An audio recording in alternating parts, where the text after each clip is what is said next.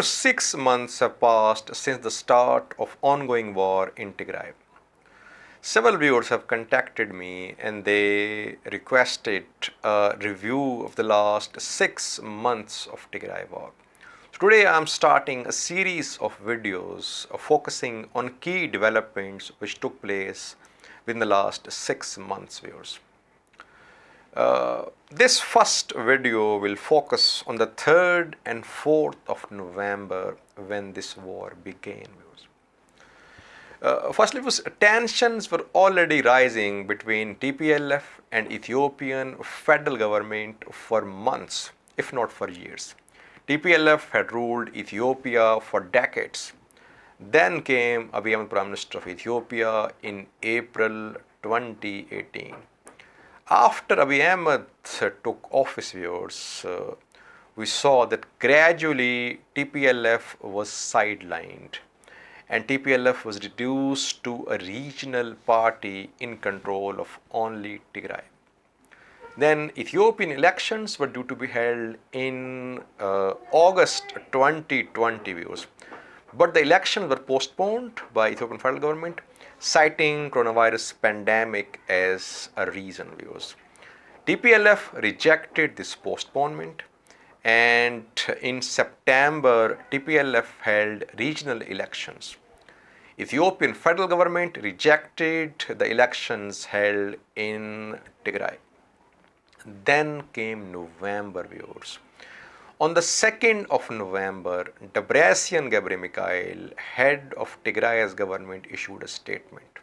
He said that Ethiopian government was planning to attack Tigray.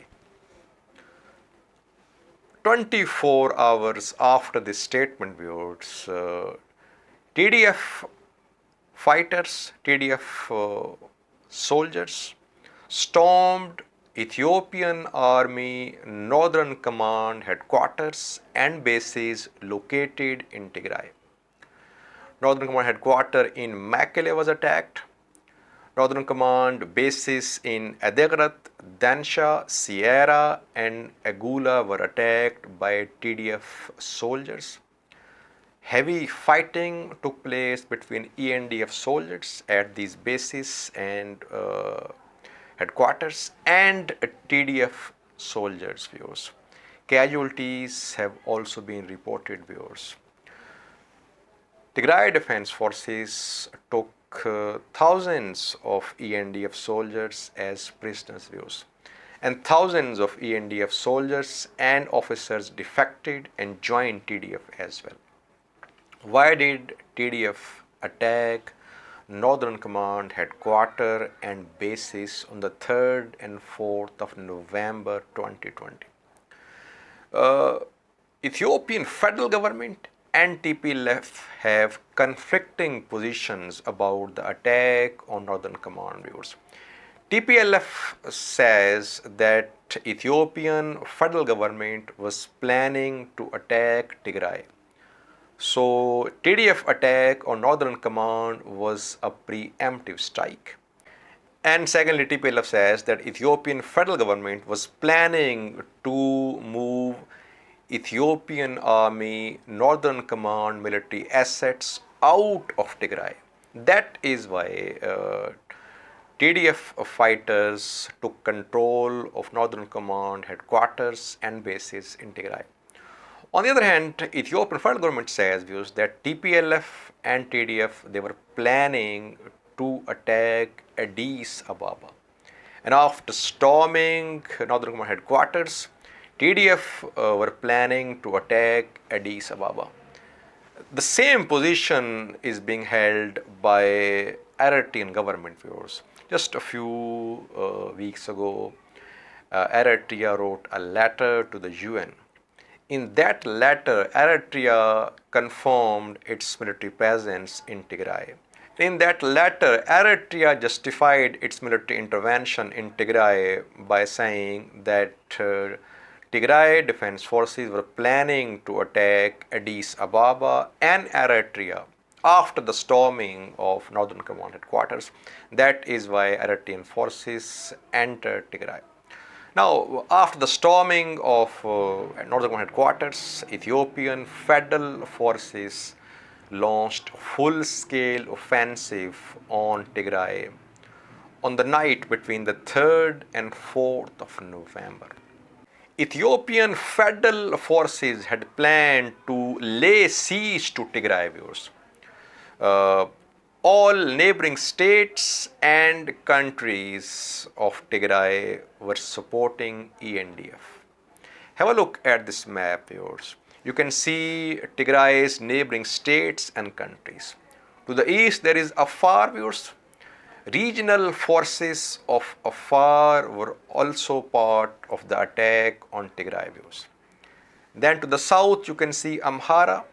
Regional forces of Amhara were also part of the attack on Tigray, viewers. To the west, there is Sudan, viewers. And now we know that a high-level Sudanese military delegation visited Addis Ababa at the start of November. Abdul Fattah al-Burhan, head of Sudanese Sovereignty Council, has disclosed that a meeting was held between a Sudanese high-level delegation and Ethiopian Prime Minister Abiy Ahmed at the start of November. In that meeting, Prime Minister of Ethiopia had requested Sudan to seal Sudan-Tigray border. Viewers, it happened before the start of Tigray war. Then, viewers, to the north, you can see Eritrea. Eritrea was already backing ENDF. So, on all sides, you can see that all neighboring states, neighboring countries, they were backing Ethiopian National Defense Forces. So, the planning on the part of ENDF to lay siege was perfect, viewers. After that, viewers, we saw that communications were cut off, mobile networks, internet were disconnected in Tigray, and Ethiopian Federal Forces carried out a blockade of Tigray. No one was allowed to enter or leave Tigray, viewers. At that time, on the 4th of November, there were more than 90,000 Eritrean refugees in Tigray, viewers. And they were living in 4 refugee camps in Tigray: Hitsets, Shimelba, Adi Harish, and Mayani.